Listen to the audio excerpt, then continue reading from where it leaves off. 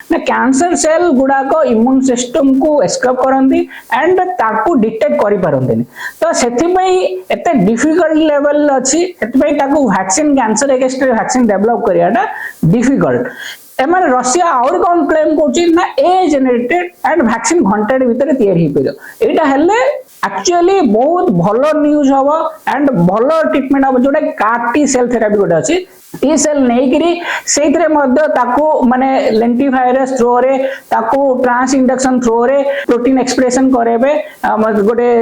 Car माने CAR chimeric antigen receptor expression करेबे हम नॉर्मल टी सेल रे जोटा CD19 हो आ गोटे अछि बी सेल मैच्योरेशन एंटीजन हो सेतरे प्रोटीन एक्सप्रेशन करेबे सो दैट से कोन करबो ना आपनकर कैंसर सेल को डिटेक्ट करि परिबो एंड कैंसर सेल को मारी परिबो तो कोन हबा हमर ना आम इम्यून सिस्टम पोस्टर हम बढ़िबो एंड कैंसर सेल मरिबो एंड आमर जो डिजीज चारिएट जो स्प्रेड थिबो सेटा से कंट्रोल करिवो।